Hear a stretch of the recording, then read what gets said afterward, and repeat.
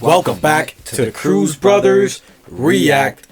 We just, not too long ago, got back from the movies, and we're about to do the review, but we have an entire vlog for you guys to enjoy in this video.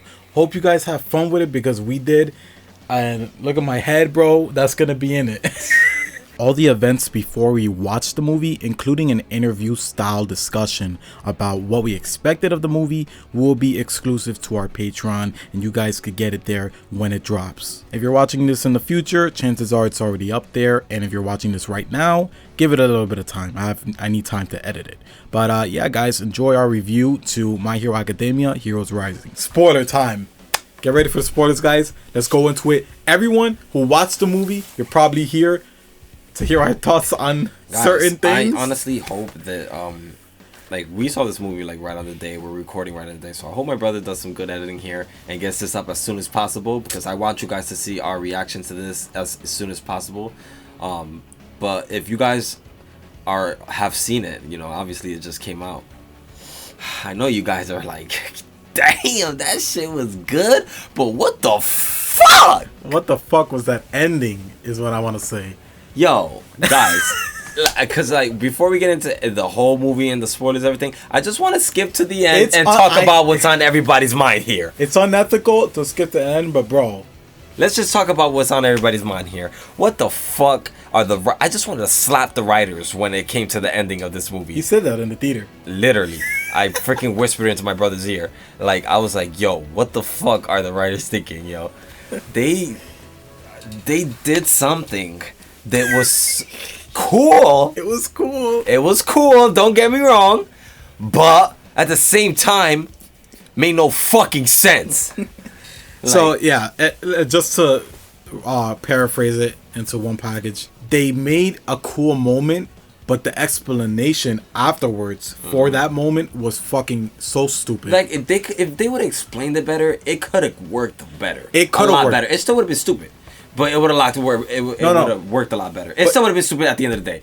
Why the fuck did Bakugo supposed to get this power? Come on, man. Like, why the fuck is he gonna talk about it? Stop. You want to go into detail? Okay. Go into detail. This thing whole happened, and he gave Bakugo his power. The explanation that All Might gave us was that apparently he wasn't conscious for the last part of the fucking the last part of the transfer. I don't even know what the fuck this thing said, because it made no sense. He went unconscious for a certain period of time, and because of that part of the fight where he was unconscious, he didn't get the powers that was intended for Midoriya to give to him. Apparently, but he still got it for that whatever time he used it. But here's the other confusing part. There's also a scene in here where All Might hints at the idea that all of the heroes before For One For All who had the power chose him instead of Bakugo. And that would have been a cool explanation, and that's what we felt was hinted at. Yeah, that's how I had to take it, because it was annoying me and taking any other way. But then when All Might said that stupid shit about him being unconscious, that made no sense. It contradicted the hinting at what we thought it was, and just made it a stupid explanation. Yeah. So, but like I said, like we said, in me, like how I felt like it was like the people before, because in this movie they actually really went into the One For All power, and they actually showed faces of the previous people. We never seen their faces, so we actually saw their faces in this movie, so that was pretty cool to see all the people before. And how I took it for that whole scene that happened, the fact that Bakugo didn't keep the power, was that the people before him chose to stay with Midoriya or something like that. Really, it was that one line that All Might said about him going unconscious and not taking the power because of that. Yeah. That ruined the whole explanation. Yo, honestly, we're in the theater and we are surrounded by mad people, because like no lie, there was mad people to go see this movie. This movie was that fucking. There was a lot of My Hero fans who felt the same way we did. Everybody in the theater. As soon as this freaking he said that explanation, everybody in the theater was like, "What?" Like no lie. But And then they said something else too that That was later in the thing. They said the fact that another thing. It's like they try to retcon themselves in this whole shit. Like, I mean, not retcon. I don't want to use retcon word because no. I think I'm using it improperly. He went unconscious, right? So he didn't remember. That's what they were saying exactly. But it feels like they just wanted to.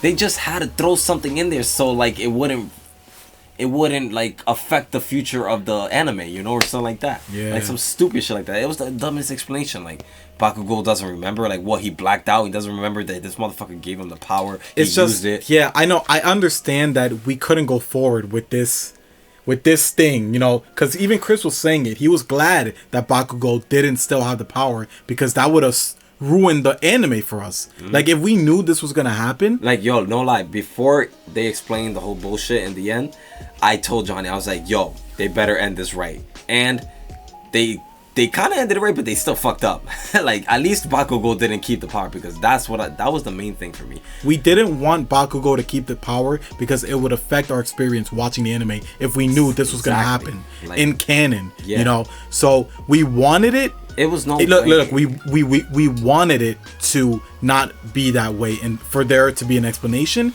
But the explanation they gave was, it was bad. Yeah, exactly. It was just bad. Like, okay, let's wait.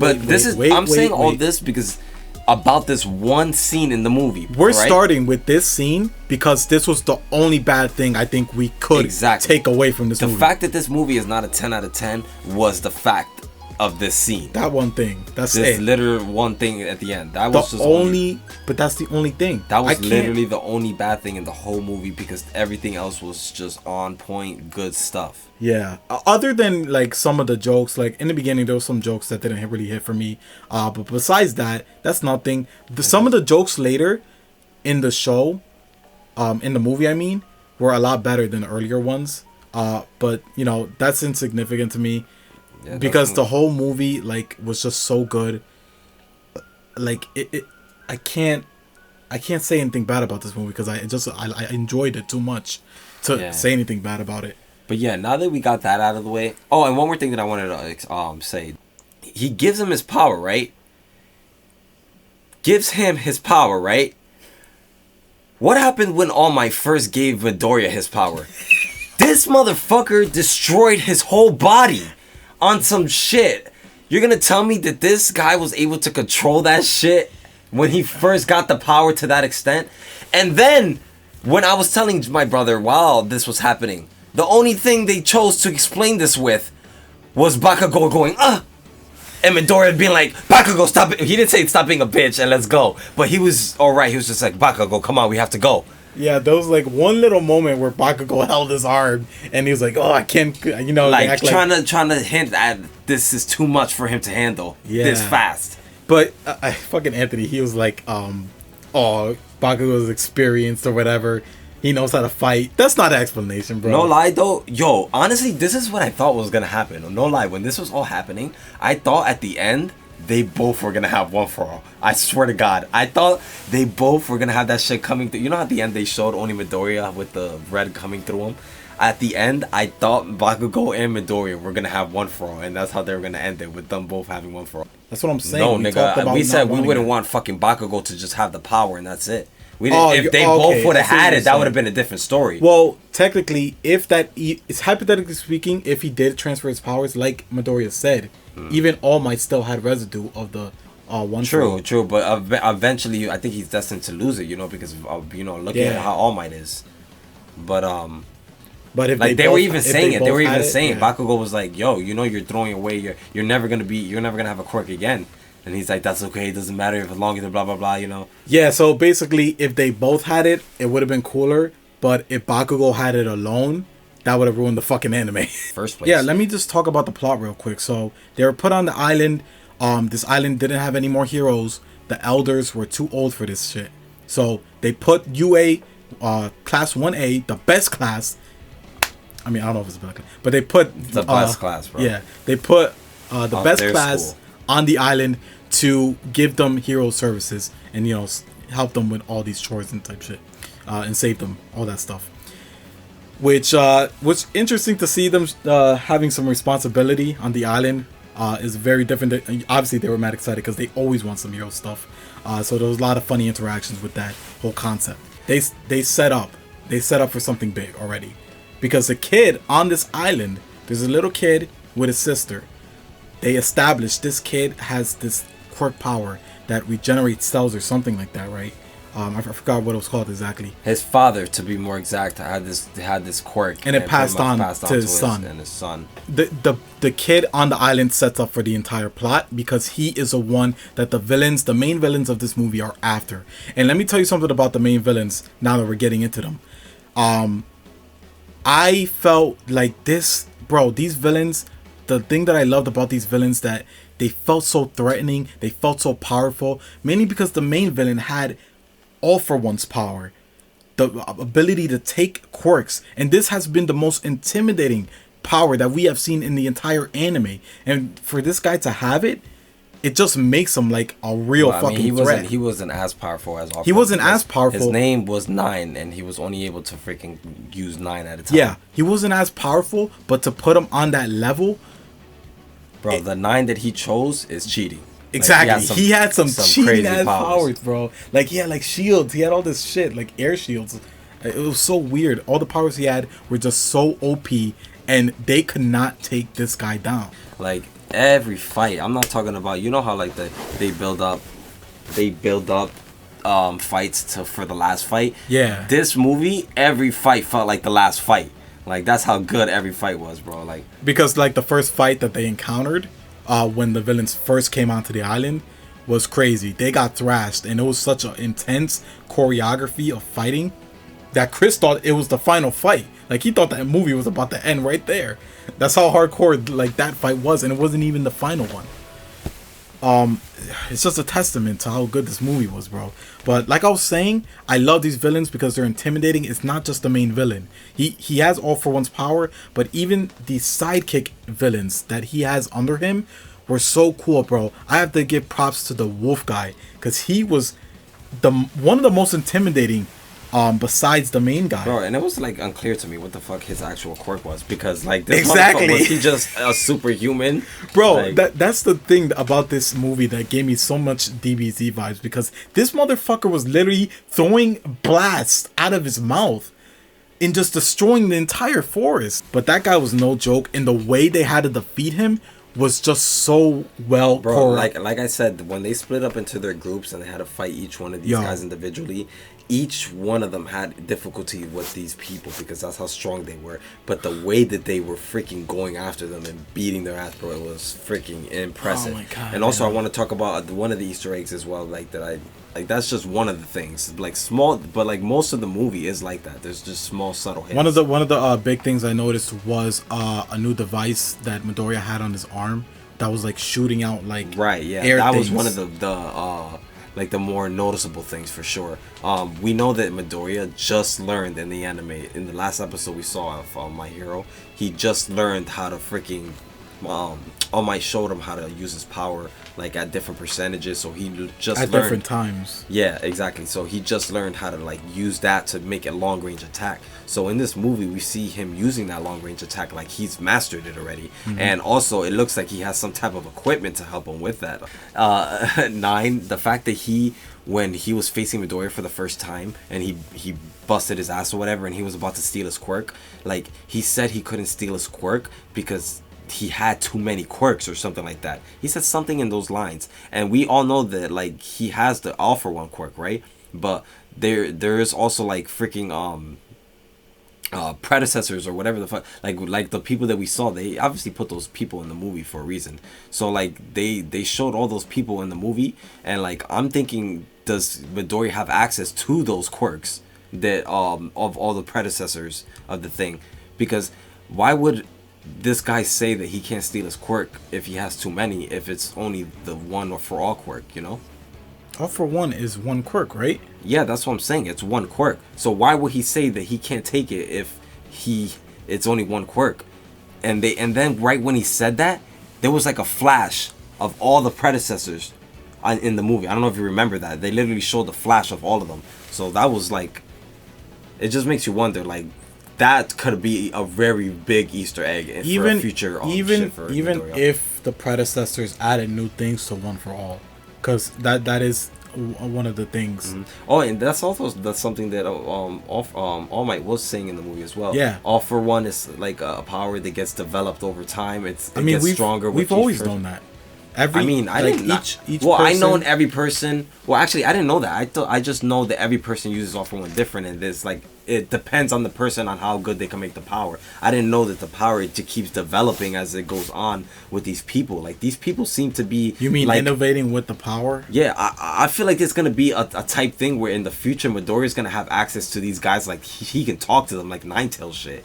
Like some shit like where he has these voices and telling them shit like about other quirks, you know. Relax, hold on. Yo, that's talking. We're talking about a lot of crazy shit. Nigga, can you imagine that though? Nigga, no, seriously, just think of that. I just can't wrap my head around it right now because the details don't make sense to me yet. Because I do want to know what he meant by he has more than one quirk. Because even, like I said, even if they innovated, each predecessor, even if they innovated with the quirk to make it better, it's still one quirk, right? I mean, you got to think about it this way. Every person that has the All for One quirk, not everybody's like Midoriya who had no quirk. And All Might actually was another one who didn't have a quirk, did he? Like, did All Might have a quirk before All for One? Not that I know. I don't think they so, didn't right? show anything. But they like those are the only two like people that we know that didn't have a quirk before All for One. Like we don't know like the other predecessors. They probably had a quirk before getting All for One. We know that that's possible because they just showed in this movie that fucking Midoriya was about to transfer that shit to Bakugo. So imagine Bakugo with that shit with his quirk. He was in the movie. He was using it for that little time. Yo, okay, bro. So even though it was really a random moment in an ass pull, it was cool. It was so cool crazy, bro. Fuck. Literally, Bakugo looked like he went Super Saiyan with his fucking hair. Bro, this guy was using his quirk it's so crazy. Yo, I'm telling you guys, this shit was better than Broly. Like, yo, look. Broly, there was crazy shit happening, right? You see all these flashes, whole bunch of shit happening, but you don't really know like what's going on because there's so much happening. And this shit, everything was clear, bro, for me. Like when they both went into that form, bro, and yo, I remember in my initial reaction to what I thought about this movie, what I was thinking about, bro, I wanted Bakugo to shine in this movie. I said it, bro. I was like, yo, he has no time. He has no freaking shine in the anime right now. I want to see Bakugo go off. And for me, bro, the person with the most story character development, actually I can't say that because Midoriya did get a lot too, but Bakugo got a lot in this movie. In what way?